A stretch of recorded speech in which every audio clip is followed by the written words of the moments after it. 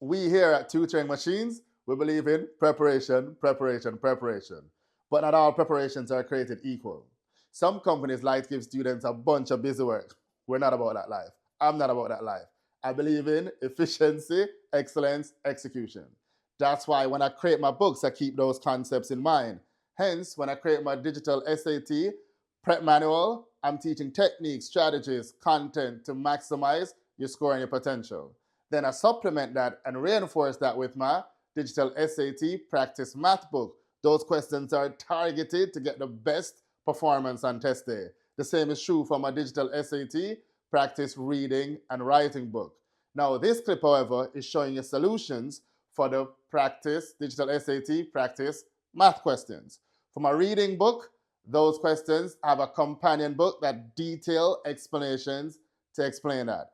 But for the math, it's much easier for video solutions. So now, let's go take a look at some clips to show you some solutions or how to solve some of my questions from my digital SAT practice math book. All this information can be found on my website, www.tutoringmachines.com. Now, let's go take a look at some clips.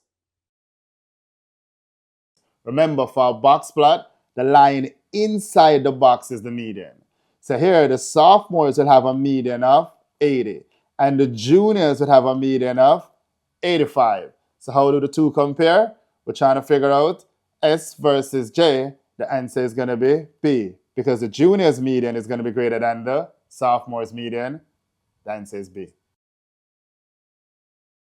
Let's go check out Desmos and see what Desmos say. So now we're going to put this into Desmos. So x plus 2y. So we want x. So we have x plus 2y. Wait for it. X plus 2y is equal to 10. That's one line. And then the second line is 3x plus 3y equals 24. 3x plus 3y is equal to 24.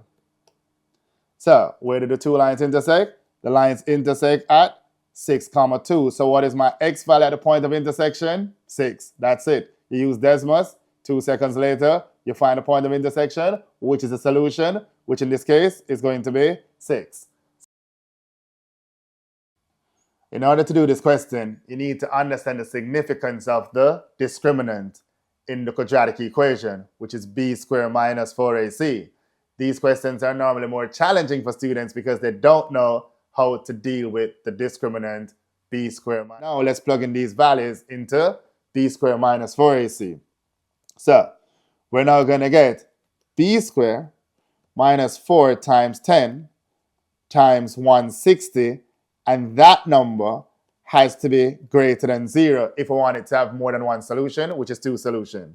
So then you chuck it in the calculator, you're going to get b squared minus 6 to 400 is going to be greater than 0, which means b squared add 6 to 400 to both sides is going to be greater than 6 to 400. In that case, if you square root both sides, b has to be greater than 80, or b can be less than negative 80. So since we know b has to be greater than 80, the answer to number 70 is going to be D. You could have also actually plugged in the answers into the equation for all the values of b into Desmos and see which value will lead to 2 answer choices, which means lead to 2 x-intercepts. Because the solutions to the quadratic is going to be